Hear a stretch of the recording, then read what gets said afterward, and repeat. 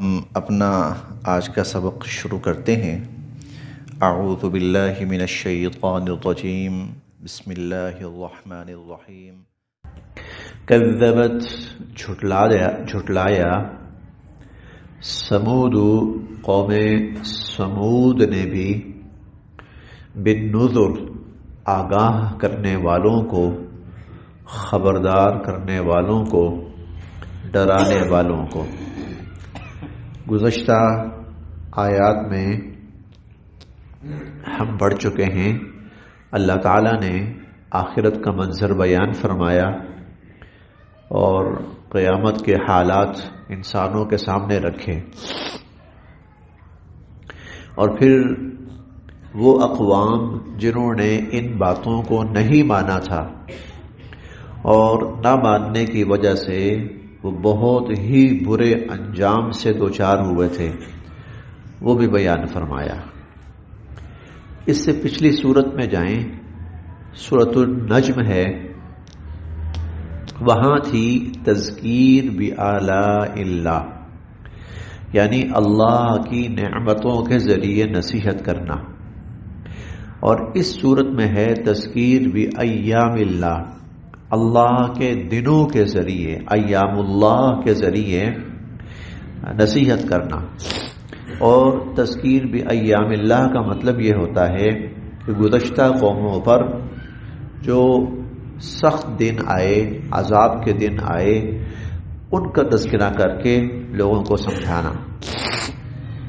تو اس صورت میں تذکیر بایام اللہ ہے، پچھلی صورت میں تذکیر بآلاء اللہ تھی۔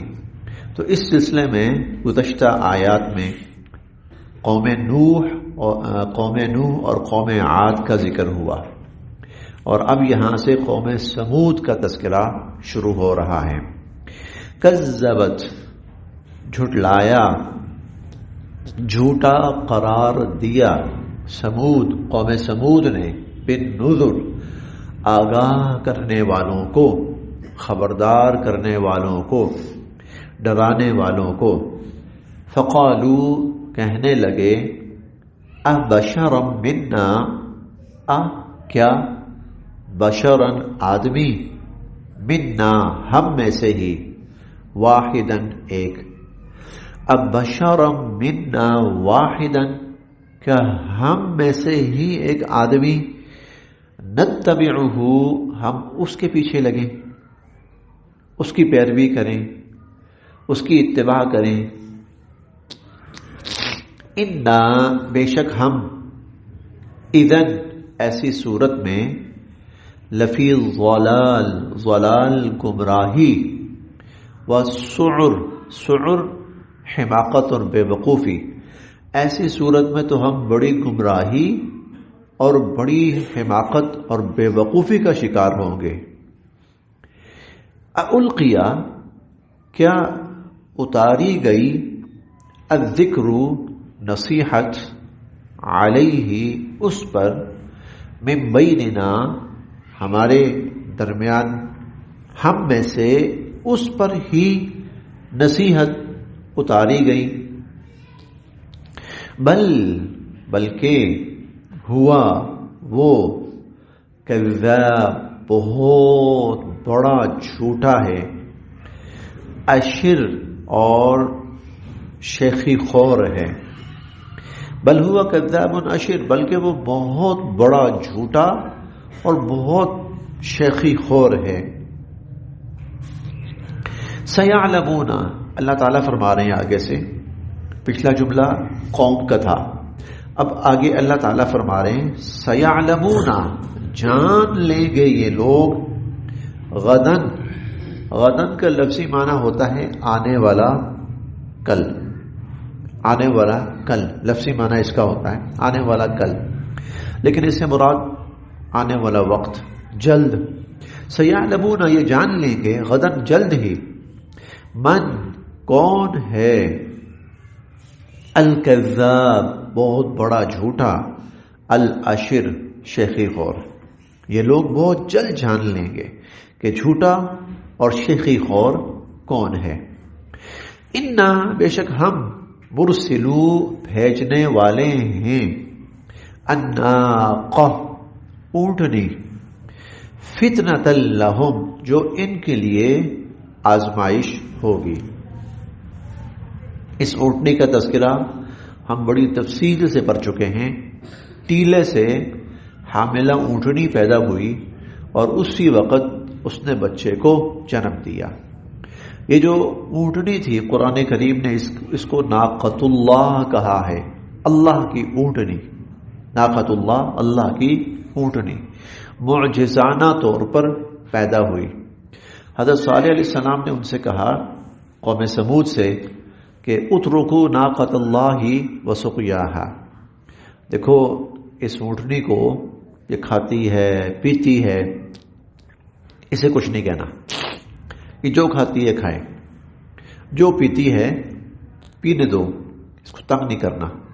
لا تمسوہا بسوء، نقصان پہنچانے کی کوشش نہ کرنا، فیاخذکم بعذاب علیم، ورنہ تمہاری خیر نہیں ہے، ورنہ تمہاری خیر نہیں ہے، بہت بہت سخت عذاب آئے گا اگر اس کو نقصان پہنچانے کی کوشش کی۔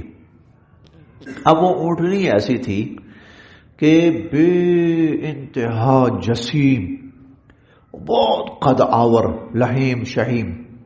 اب وہ جہاں سے گزرتی تو جانور بدک کے بھاگ جاتے، لوگ بھاگ جاتے۔ اس نے تو پورے علاقے میں خوف و ہراس پھیلا دیا۔ اب پانی پینے گئی ہے تو مرد، عورت، بچے، جانور سب پانی سے بھاگ گئے۔ یہ تو مسئلہ بن گیا ہے۔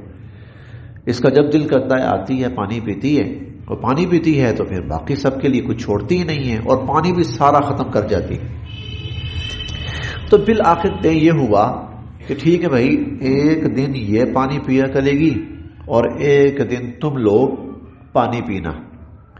یہ آج ہی ہم پڑھ رہے ہیں، ہاں، لہا شرب ولکم شرب یوم معلوم، یہ ہم پیچھے پڑھ رہے ہیں، لہا شرب ولکم شرب یوم معلوم، ایک دن تم پانی پیو اور ایک دن یہ پانی پیے۔ کنویں ہوتے تھے نا پہلے، پانی کی مخصوص جگہ ہوتی تھی، کنواں ہوتا تھا وہاں پر، تو وہ آتی سارا پانی پی جاتی، لوگ لی چھوڑتے ہی نہ۔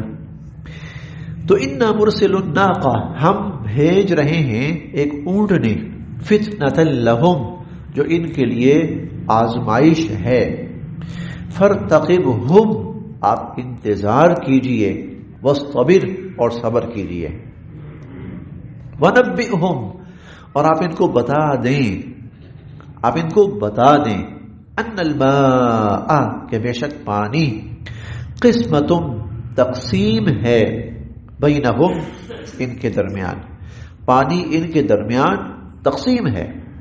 اور وہ تقسیم کیسے ہے؟ لہا شرب ولکم شرب یوم معلوم، کہ ایک دن یہ پیا کرے گی اور ایک دن تم لوگ آ کر پانی لینا یہاں سے۔ کلو، ہر، شربن، پینے والا، محتضر، اپنے اپنے وقت پہ حاضر ہو، کلو شرب محتضر، جس کی باری ہو وہی آئے اور پانی لے۔ قوم تنگ آ گئی، قوم تنگ آ گئی، پہلے خود معجزہ مانگا، ایسی اونٹنی اگر وہ آ جائے اس صورت میں ہم آپ کو نبی مانیں گے، آپ پر ایمان لے آئیں گے۔ ان کی ڈیمانڈ پر، ان کے کہنے پر اونٹنی آ گئی۔ اب نبی کہہ رہے ہیں کہ تنگ نہ کرو، تم بھی زندہ رہو، اس کو بھی زندہ رہنے دو، تم بھی بچے رہو، اس کو بھی بچا رہنے دو۔ لیکن ان کی بس ہو گئی۔ کچھ دن گزرے تو ان کے لیے مشکل ہو گئی، انہوں نے آپس میں فیصلہ کیا کہ اس سے جان چھڑانی چاہیے۔ چنانچہ ہم پڑھ چکے ہیں وَكَانَ فِي 19ویں پارے میں، وَكَانَ فِي الْمَدِينَةِ 9 رَهْطٌ يُفْسِدُونَ فِي الْأَرْضِ وَلَا يُصْلِحُونَ، اس قوم کے اندر 9 بڑے بڑے بدماش تھے، اور ان کا کام ہی دنگا فساد، بدماشی، قتل و غارت گری، یہی کام تھا ان کا۔ ان میں سے ایک جو تھا، ایک، اس کے ساتھ لوگوں نے طے کیا کہ بھائی تم یہ کام کرو، تمہیں پیمنٹ ہو جائے گی، پیسہ دے دیا جائے گا، معاوضہ مل جائے گا، تمہاری جو شرائط ہیں پوری کریں گے ہم، اس سے ہماری جان چھڑاؤ۔ فنادوا، انہوں نے بلایا، صاحبہم، اپنے ایک ساتھی کو، انہوں نے اپنے اس ایک ساتھی کو بلایا، فتعاطا، وہ آگے بڑھا، فعقر، اور اس نے اس کی ٹانگیں کاٹ ڈالی. فکیف، کیسے پھر، کانا، تھا، عذابی، میرا عذاب. فکیف کان عذابی، کیسا تھا پھر میرا عذاب، ونذر، اور میرا تمہیں خبردار کرنا، میرا عذاب اور میرا تمہیں خبردار کرنا پھر کیسے تھا. انا، بے شک ہم نے، ارسلنا، بھیجی، علیہم ان پر، صیحۃ واحدہ، ایک چنگھاڑ. یہ سورہ یاسین میں ہم پڑھ رہے ہیں، ان کانت الا صیحۃ واحدہ، بس صرف ایک فرشتہ آتا تھا اور ایک بہت اونچی آواز میں چیخ مارتا تھا، چنگھاڑ. انا ارسلنا علیہم صیحۃ واحدہ، ہم نے ان کے اوپر ایک چنگھاڑ بھیجی.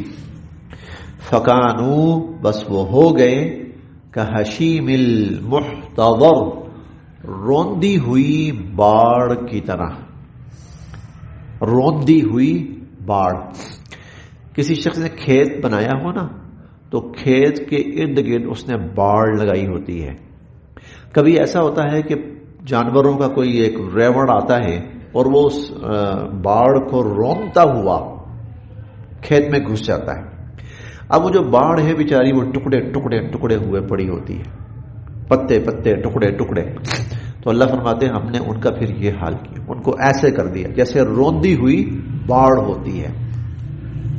وَلَقَدْ، اور یقیناً، یسرنا، ہم نے آسان کر دیا، القرآن، قرآن کو، للذکر، نصیحت کے لیے. فَهَلْ مِن مُدَّکِرٍ، کوئی ہے نصیحت قبول کرنے والا.